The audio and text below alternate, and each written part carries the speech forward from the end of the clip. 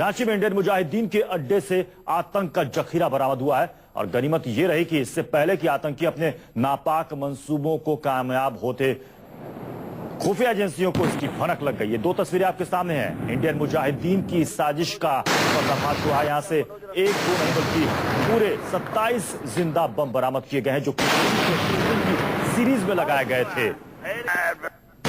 Police को यह शक है, एनआईए को भी यह शक है कि निशाने पर छठ पूजा थी, क्योंकि छठ पूजा में काफी भीड़ होती है और इसके तार इंडियन मुजाहिदीन और पटना में हुए सीरियल धमाकों से जोड़ करके भी देखे जा रहे हैं। हालांकि कुछ लोगों को हिरासत में लिया गया है, लेकिन अभी तक इसकी पुष्टि नहीं हुई है। लेकिन इन तस्वीरों में आप देखिए किस तरीके से यहां पर बर्बादी और मौत का ये जखीरा बरामद किया गया है रांची से।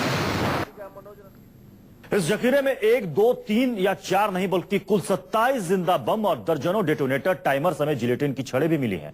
खास बात यह है कि रांची से मिले बर्बादी के ये सामान ठीक वैसे ही हैं जैसे पटना धमाकों में इस्तेमाल तबाही के सामान थे।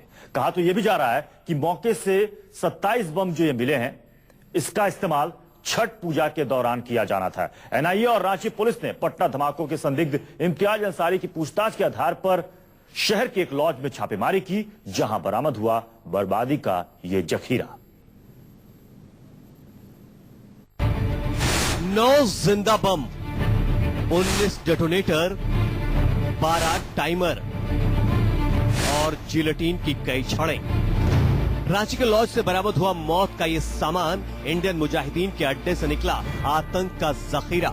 अगर कामयाब हो जाती आईएम की साजिश, अगर फट जाते ये 9 बम, तो मच सकती थी भारी तबाही।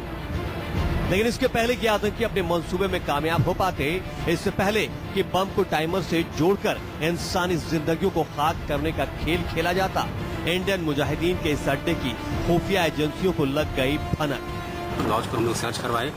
उस सर्च करवाने पर शुरू में हम लोग को दिखा कि कोई जैसा जो पटना में जिस तरह के बॉम्ब की बात आई थी, उसी तरह के बॉम्ब की हम लोग को दिखा। तो उसमें फिर हम लोग सावधानी पूर्वक उसको पहले रोक दिए सर्च को फर्दर। रांची के हिंदपीढ़ी इलाके के इस लॉज में एनआईए और रांची पुलिस की छापेमारी में बेनकाब हो गई आतंकियों की एक बड़ी साजिश। पुलिस ने बरामद कर लिया मौत का ये जखीरा। मौत के ये सामान कुछ वैसे ही थे जैसे पटना धमाकों में इस्तेमाल किए गए थे। जिस तरह का टाइमर का यूज किया गया था और जो बात आई थी लोटस घड़ी की बात आई थी, यहाँ पर भी हम लोग को लोटस घड़ी ही मिला है। लोटस घड़ी के साथ में टाइमर जो है वही लोटस घड़ी ही लगा हुआ है। उसके अलावा कुछ और भी सेम डिजाइन का सेम मॉडल की घड़ियाँ मिली हैं। तो हम लोग ये मानकर जरूर चल सकते हैं कि पटना ब्लास्ट में सेम ही ग्रुप का के लोग इसको यूज। पटना धमाकों के संदिग्ध इम्तियाज अंसारी से पूछताछ में मिले सुराग के बाद रांची के हिंदपीढ़ी इलाके के इस लॉज में छापेमारी की गई और छापेमारी में लॉज के कमरा नंबर 8 और 9 से मिले मौत के कुछ ऐसे सामान जिसे देखकर एक बागी एनआईए और रांची पुलिस के भी होश फाख्ता हो गए। बम निरोधक दस्ते के लोगों ने जल्द ही मौत के इन सामानों को प्लास्टिक की थैलियों में भर भर कर वहां से दूर करने की कवायद शुरू की। मौत के इन्हीं पोटलियों में थे 9 जिंदा बम, 19 डेटोनेटर, 12 टाइमर और जिलेटिन की कई छड़ें। बम निरोधक दस्ते ने सावधानी बरतते हुए जल्द ही जिंदा बमों को निष्क्रिय भी कर दिया। आतंक के इस अड्डे पर खुफिया एजेंसियों के रडार पर आ चुके कई और दहशतगर्दों की जानकारी भी खुफिया एजेंसियों को मिली है और अब इस सुराग को जोड़ने की कोशिश की जा रही है। ये आसानी से मानकर चला जा सकता है कि तहसीन का तो नहीं पक्का है, लेकिन हैदर जरूर वहाँ पर आता जाता रहा होगा, क्योंकि हम लोग को जो सूचना थी कि हैदर ही है जो कि लेकर के आया था बम को। तो तहसीन के बारे में हम लोग कंफर्म नहीं कर सकते। पटना धमाकों का रांची कनेक्शन सामने आने के बाद इंडियन मुजाहिदीन की नई पनाहगाह को लेकर हर दिन चौंकाने वाले खुलासे हो रहे हैं।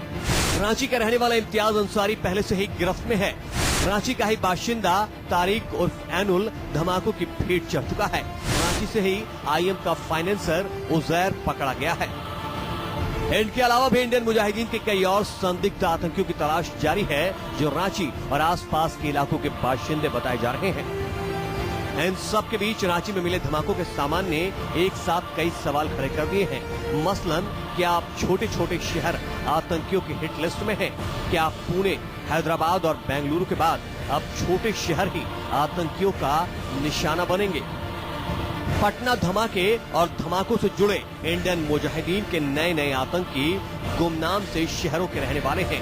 तो क्या अब देश के छोटे शहर आतंकियों के निशाने पर हैं? जाहिर है सुरक्षा एजेंसियों के सामने चुनौतियां बड़ी हैं और इससे जल्द से जल्द निपटना बेहद जरूरी है। रांची से आकाश सिंह के साथ अमिताभ ओझा, पटना, न्यूज़ 24।